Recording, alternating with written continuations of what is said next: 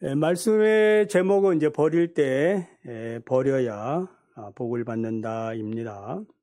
본문 내용은 여러분도 잘 아시죠? 아브라함이 백세 얻은 아들 이삭을 조롱하고 괴롭히는 그 이스마엘 때문에 아브라함이 사라의 몸종인 하갈과 그의 아들 이스마엘을 내쫓는 내용입니다.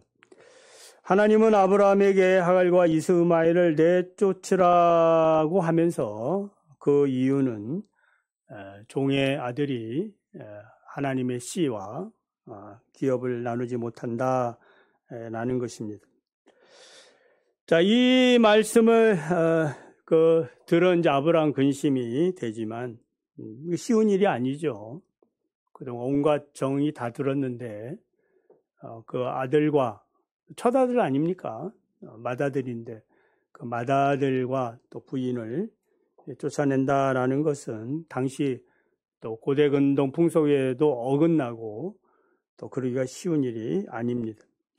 그렇지만 하나님께서 이삭에게 태어난 자만이 네 씨가 되고 또 내가 그 씨를 통해서 복을 줄 것이다 라고 말씀하셨기 때문에 순종하는 마음으로 이제 이스마엘과 하갈을 쫓아내게 됩니다. 왜 하나님은 이삭이나 이스마엘이나 다 같은 아브라함의 아들이고 씨인데 왜 이삭은 되고 이스마엘은 안 된다고 말씀하시는가? 그것은 다른 데 있는 게 아니죠. 하나님의 주권 섭리에 있다. 하나님의 뜻이 아니라는 거예요. 창세기 12장을 보면 하나님 아브라함을 부르셨을 때에 하나님의 뜻이 명백하게 나타났죠. 너는 너의 고향 친척 아비의 집을 떠나 내가 내게 보여줄 땅으로 가라. 이 가나안 땅이죠. 그 땅에서 내가 너로 큰 민족을 이루고 네게 복을 주어 내 이름을 창대케 할 것이고 너는 복이 될 것이다. 그러니까 복의 근원이 된다 이 말이. 하나님은 아브라함의 이 복을 보장하면서 너를 축복하는 자가 있다면 내가 반드시 축복하고 혹시 너를 저주하는 자가 있다면 내가 저주할 것이다. 그러니까 이제 복덩어리로서의 복을 보호하고 약속하고 있는 거예요. 그 결과 땅의 모든 족속이 너로 말미암아 복을 얻을 것이니라. 그러니까 하나님께서는 자신의 복을 이 땅에서 이제 퍼뜨리기 위하여 이 씨를, 축복의 씨를 누구에게 준 거예요? 아브라함에게. 그리고 아브라함에게 주긴 줬는데 이 씨를 누굴 통해서 퍼지는 거예요? 사라를 통하여 퍼지도록 하나님이 계획해 놓으신 거예요. 그래서 12절에 보면 이제 씨라는 표현이 나오지요. 이삭에게서 나는 자라야 내 씨라 부를 것이라. 그러니까 이삭은 이제 사라를 통해서 난 아들이고 또 이삭을 통하여 계속해서 씨가 이제 번성이 되는데 이 씨를 통하여 결국 이제 메시아 대신 예수 그리스도가 이 땅에 오셔서 인류가 복을 받게 된다라는 하나님의 큰 이 그림이 있는 것입니다. 그래서 말씀을 따라 살아가는 사람이 바로 아브라함의 씨요 이삭의 씨가 됩니다. 이스마엘의 씨는 하나님의 말씀과 상관이 없지요. 이스마엘이 어떻게 해서 태어났습니까? 창세기 15장을 보면 이제 하나님이 아브라함에게 그때 이제 아들이 없어가지고 그 아브라함이 생각할 때는 이제 다메섹 종 엘리에셀이 내 그 상속자가 될 거다 이런 이제 이야기를 하니까 하나님이 아니다. 저 한번 와서 저 하늘의 별 봐라. 저 바다의 그 모래를 봐라. 자, 네 자손이 이렇게 하늘의 별처럼 많아질 거다. 그러니까 아브라함이 이 말씀을 믿었습니다.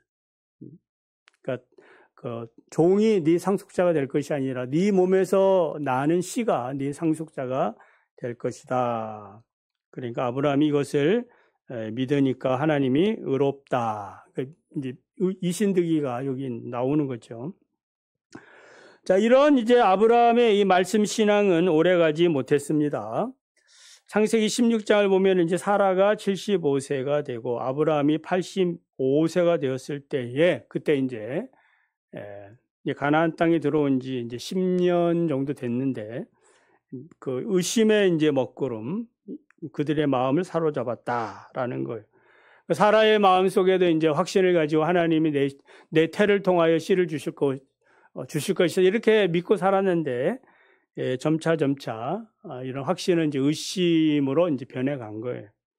그래서 자신의 몸을 통해서는 이제 절대로 아이가 나지 않을 것이다 이렇게 이제 판단한 거예요. 불가능하다. 어떻게 내가 나를 아는데 내 몸을 통해서 아브라함의 씨가 나온다는 건 이제 불가능하다 이런 생각을 했어요. 그래서 사라는 아브라함에게 타협안을 제시하지요. 자신의 몸쪽인 애굽 여자 하갈을 첩을 삼아 자식을 낳는 것이 어떻느냐.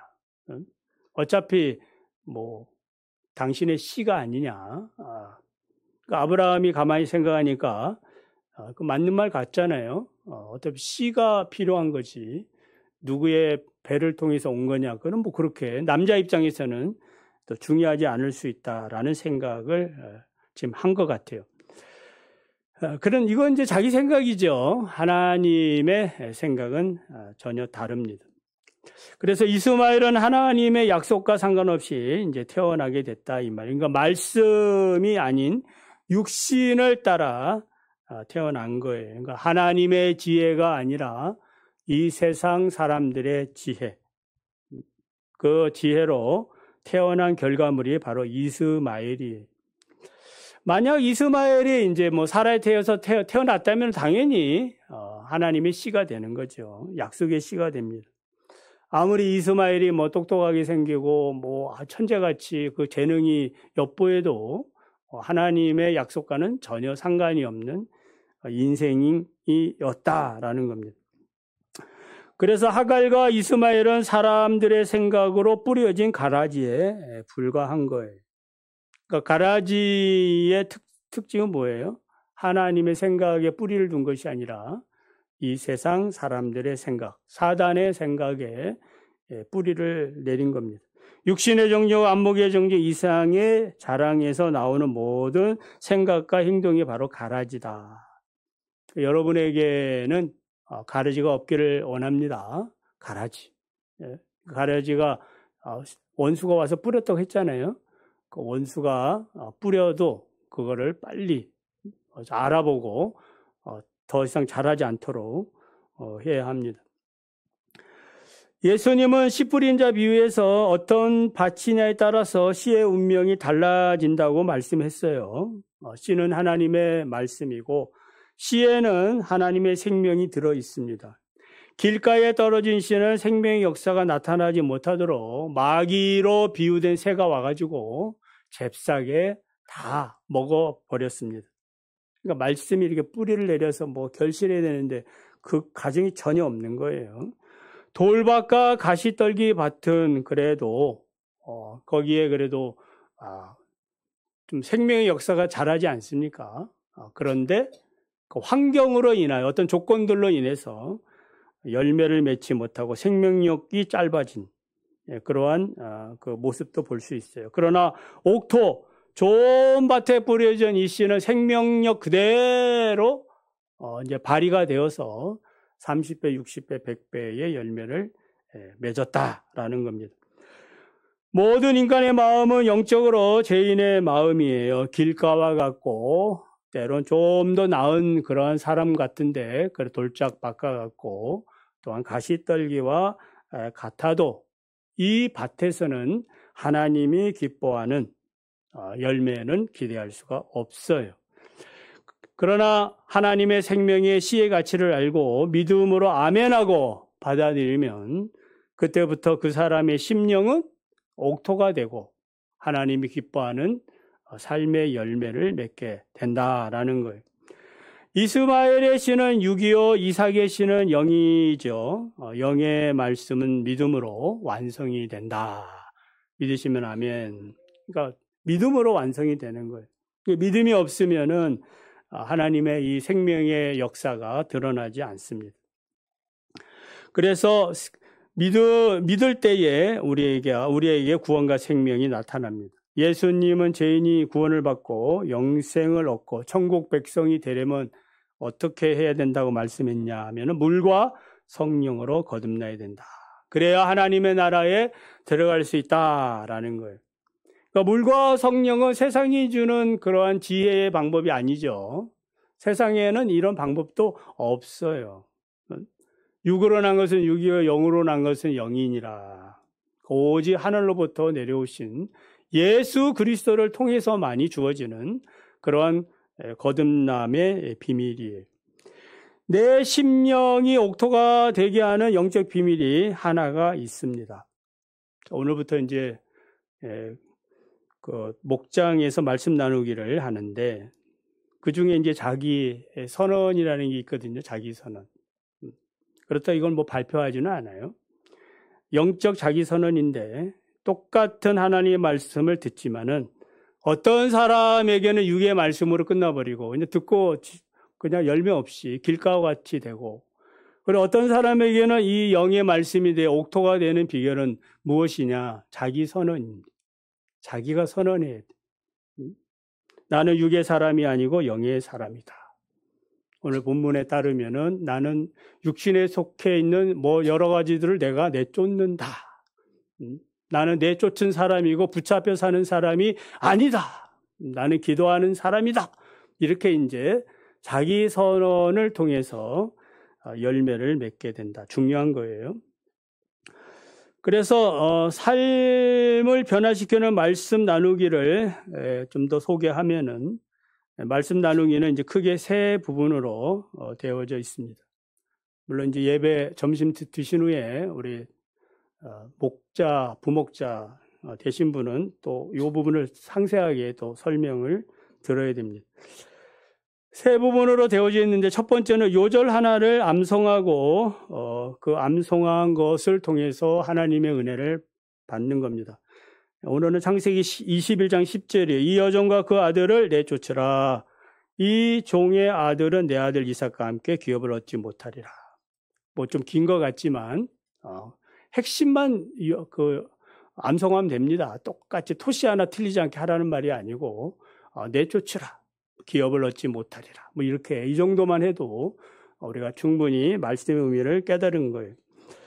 그래서 이 말씀을 암송할 때에 암송함으로 주어지는 하나님의 은혜와 또 나에게 내적으로 말씀하시는 하나님의 그 내적 음성을 듣게 됩니다.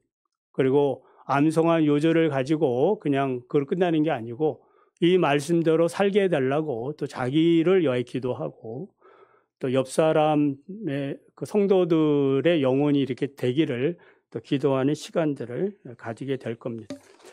두 번째는 6가지 질문이 있는데 그 주보에 이제 목장 말씀 나누기에 보면 나와 있어요. 6가지 질문의 그 핵심적인 내용은 나란 누군가? 그래, 하나님 나를 어떤 존재로 보시는가? 내 삶의 가치와 행복을 파괴하는 주범이 있다면 그것은 무엇인가? 어떤 문제를 찾는 거죠. 이런 것들을 이제 오늘 말씀을 듣고 말씀을 묵상하면서 여러분들이 하나님의 뜻을 찾아보고 그리스도의 형상을 닮아가고 회복하려는 그런 노력들을 해야 합니다. 세 번째는 내 모습, 내가 평가하기가 있는데 과거에는 내가 이렇게 평가를 받았지만은 또 나도 나를 이렇게 평가를 하고 있지만은 그러나 영적 자기선을 통해서 뭐예요? 나는 이런 사람이야. 이렇게 할 때에 자기 선언, 자기 고백이 되어질 때 그게 믿음의 고백이 되는 것, 신앙 고백이 되어지는 것입니다. 자, 6가지 질문 중에 가장 중요한 2가지 질문을 설교할 때마다 이제 제가 먼저 해보려고 하고 있습니다. 주보에 기록된 거기 2번과 5번 질문이에요. 자, 첫 번째는 내 삶의 가치와 행복을 파괴시킨 문제의 원인을 알아야 한다. 자, 아브라함에게 있어서 아브라함의 삶의 가치와 행복을 파괴시킨 그 문제의 원인은 어디에 있는 거예요? 하나님의 말씀을 온전히 순종하지 못하고 사람의 말을 듣고 타협한 그런 결과다. 믿으시면 아멘. 거기에 있는 거예요. 그래서 하나님의 말씀을 온전하게 따르지 못하고 사람의 말을 들을 때에 하갈을 첩으로 들이고 이스마엘을 낳게 됐다. 어떤 결과가 항상 주어지는 거예요. 그래서 하나님의 뜻보다는 보이는 현실 환경을 선택을 한 거예요. 인간의 생각과 하나님의 생각은 처음부터 결을 달리합니다. 그러니까 하나님의 생각이죠. 내 생각하고 하나님의 생각하고 같으면 그게 뭐 하나님이겠습니까? 좀 달라야죠. 선생하고 또 학생이 똑같은 생각하면 안 되지 않습니까? 선생이 좀 나아야죠. 로마서 8장을 보면 바울은 육신을 따르는 자는 육신의 일을, 영을 따르는 자는 영의 일을 생각하느니라. 육신의 생각은 사망이고 영의 생각은 생명과 평안이니라. 육신의 생각은 심지어 뭐라고 얘기했냐? 하나님과 원수가 되느니라. 무섭죠? 하나님과 원수가 되고 싶습니까? 원수가 되고 싶다면 육신의 생각대로 살면 됩니다. 생각은 있겠지만은 생각대로 살면은 원수가 되는 거예요. 그러니까 이 육신의 생각도 너무나 강력해가지고 하나님의 법에 굴복하지 아니할 뿐 아니라 할 수도 없다. 이 말이 중요해요. 내 삶의 가치와 행복을 파괴하는 것은 육신의 생각이구나. 생각의 구조를 정복하는 것이 얼마나 중요한가. 육신의 생각이 나를 지배하는 동안에는 하나님도, 전지하시고 전능하신 하나님도 내 생각을 하나님의 뜻대로 바꾸지 않는다는 거예요. 이해가 되시면 아멘. 하나님도 내 생각을 강제로 바꾸지는 않으신다. 왜냐하면 인간에게 하나님 주신 그 고유한 그 능력이 있잖아요. 그게 뭐예요? 자유의지거든. 자유의지를 주신 거예요. 그건 하나님도 어쩌지 못한다는 거예요. 인간이 에덴 동산에서 타락할 때에 이런 자유의지를 주지 않았으면 인간이 타락했겠습니까? 멈춰! 이렇게 하든지, 먹으려고 할 때에, 거기서 불이 나오게 한다든지 뭔가 어떤 조치를 취하겠지요. 그러나 그대로 인간의 생각대로, 하나님같이 높아지겠다라는 인간의 생각대로 하나님이 내버려 둔 거예요. 하나님의 능력이 없어서가 아니라 인간의 선택을 존중했기 때문입니다. 지금도 마찬가지죠. 여러분이 하나님의 말씀을 들을 권한이 있는 거죠. 안 들을 수도 있고 들을 수도 있고 순종할 수도 있고 순종 안 할 수도 있고 여러분의 권한이에요. 선과 악을 우리는 선택할 권한이 있습니다. 그러니까 인간 스스로가 자기 생각을 바꾸지 않는 한 그 선택에 따른 삶을 살도록 하나님께서 그렇게 해 놓으셨다라는 겁니다. 아브라함에게 있어서 하갈과 이스마엘을 내쫓는 일은 쉽지 않겠지요. 왜냐하면 인간이란 어떤 선택의 결과를 책임지려 하기 때문입니다. 내가 한 행동을 내가 책임지리라. 이러한 그 성향이 강해요. 그래서 옳은 일이든지 옳지 않은 일이든지 그 일에 대해서 뭘 하려고 그래요? 책임지려고 한다 이 말입니다. 그래서 우리 하나님이 일방적으로 내쫓으라고 말하지 않아요. 하나님께서 하시는 방법은 뭐냐면은 그래 너가 선택을 했지. 그래 네 선택이 잘 됐나 안 됐나 한번 봐라. 그건 이 시간을 통해서 보여주는 거예요. 하나님의 은혜입니다. 그래서 잘못된 선택의 결과를 보게 하신다. 그게 이제 대표적으로 오늘 말씀해 보면은 이스마엘이 이삭을 조롱하는 그런 장면이에요. 그리고 사라가 그 일로 인해서 고통을 받는 그런 장면이 가정의 질서가 깨어지고 있다라는 거예요. 그 앞장에도 보면은 이제 하갈이 임신했을 때에 그 사라를 여주인을 그 모욕하고 막 조롱하고 비난하고 이런 장면 나오지 않습니까? 그러니까 전과가 있는 거예요. 그럼에도 불구하고 이제 하나님의 뜻을 따라 이렇게 이제 이스마엘이 태어났습니다만은 이제 가정의 질서를 이제 깨지는 것을 보게 됐다 이 말이에요. 바람직한 모습은 아니죠. 탕자를 우리가 한번 생각해 보면은 처음에는 자기의 원하는 인생의 그림을 그리면서 아버지를 떠나가지요. 유산을 받아가지고. 그러다가 쭉쭉빵빵 뭐 이렇게 잘 나가다가 잘 나갑니까? 그 결과를 보게 한다 했죠. 이게 은혜예요. 하나님이 사랑하는 자들에게 주는 은혜입니다. 결국 인생이 꼬여가지고 인생 밑바닥까지 떨어집니다. 돼지가 치는 그 먹이를 먹는 그런 신세가 되었습니다. 비참하죠? 자, 이것이 은혜라고 했습니다. 자기 자신을 보게 되는 거. 아, 하나님의 말씀을 떠났더니 이렇게 됐구나. 근데 하나님께서는 사랑하는 자에게 징계를 주신다고 하지 않았습니까? 그게 이제 복인 거예요. 자, 탕자도 이제 자신의 비참한 현실을 보고 아브라함도 자신의 선택이 이게 잘못됐구나 이런 것도 보게 됐다 이 말. 자, 그 다음에 하나님의 구원의 말씀이 들려지는 거예요. 자, 이제 그렇게 이제 계속 고통당하고 있는데 하나님이 아브라함에게 말하지요. 사라의 말대로 사라가 얼마나 고통스러우면 이런 얘기 하겠습니까? 이스마엘도 어떤 자기 자식 아니겠어요? 하나님의 말씀대로 하라. 하나님 말씀이 들려집니다. 탕자에게도 내적 음성이 들리죠. 어떤 음성이요? 내가 이렇게 살다가 이 거지 같은 인생 이렇게 살다가 죽느니 아버지 집에 가서 종으로 사는 게 낫겠다. 이런 이제 생각이 들어온 거예요. 그래서 이 생각이 어떤 전환점이 왔을 때 실천하느냐 실천 안 하느냐 또 다를 수 있는 거죠. 아, 내 하나님 말씀대로 살아야지, 바르게 해야지, 오늘은 내가 반드시 하나님 앞에 예배 잘 드려야지, 이런 생각은 들 수 있죠. 이게 은혜지만은, 그러나 그 말씀대로 실천하고 실천 안 하고는 그 다음 문제거든요.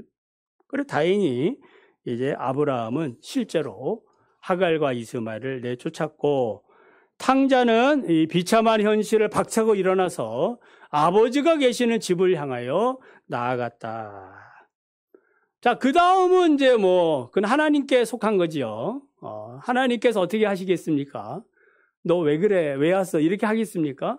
기뻐하고 환영하고, 탕자 같은 경우는, 잔치를 벌여가면서 새 가락지, 새 신발, 새 옷, 그렇게 축복해 주는 장면을 보게 되는 거예요. 아브라함이 그렇게 하니까 하나님이 기뻐하시면서, 그래, 내가 너의 씨를 통해서 반드시 복주고 번성케 하고 번성케 하리라.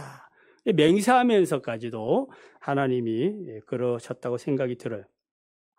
자, 두 번째는 내가 전에 받은 축복의 경험을 기억을 해야 합니다.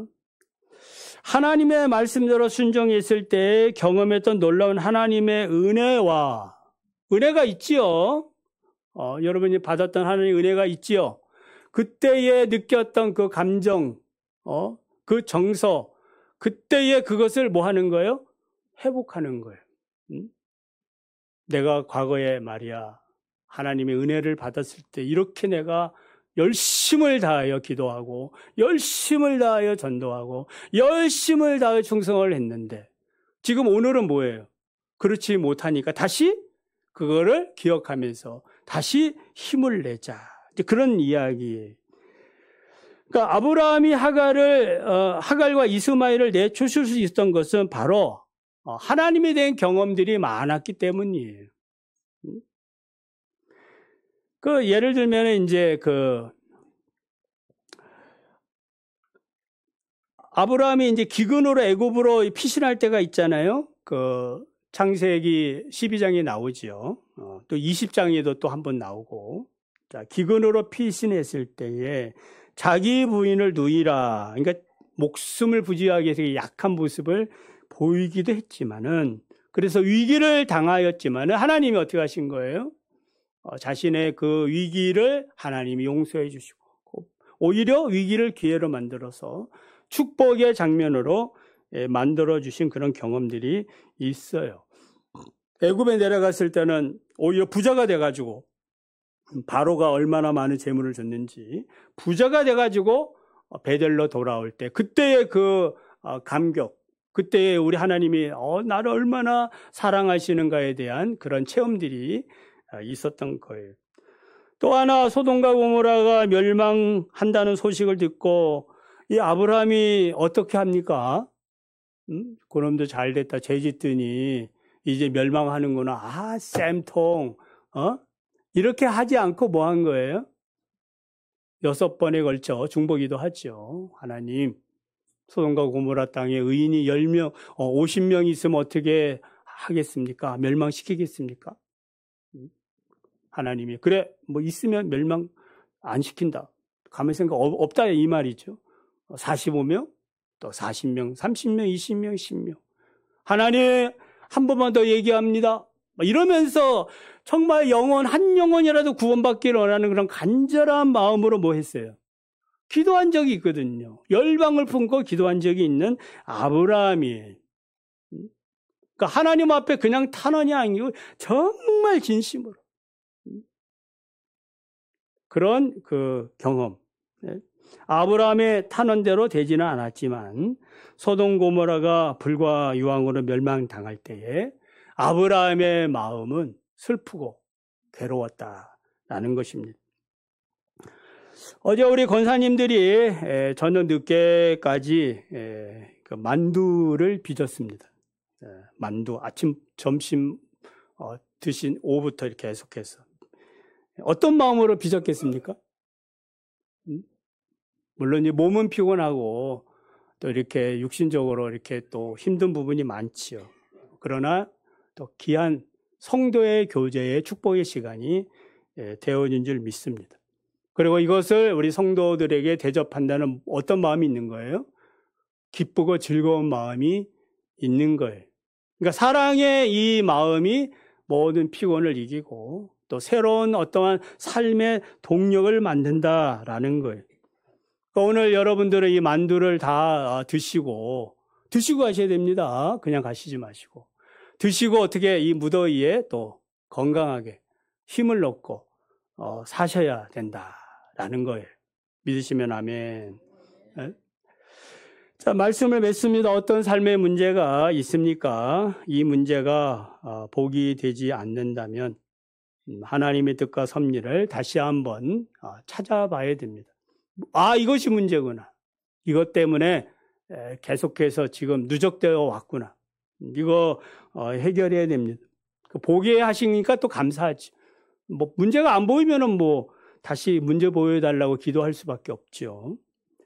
바울은 죄는 그 모양이라도 버리라. 말씀으로부터 오지 않는 것들이 있다면 그것이 무엇이든지 하나님의 약속을 믿고 믿음으로 버리면은 하나님께서는 우리가 생각했던 그 이상으로 놀라운 축복으로 인도해 주실 것을 믿으시기 바랍니다.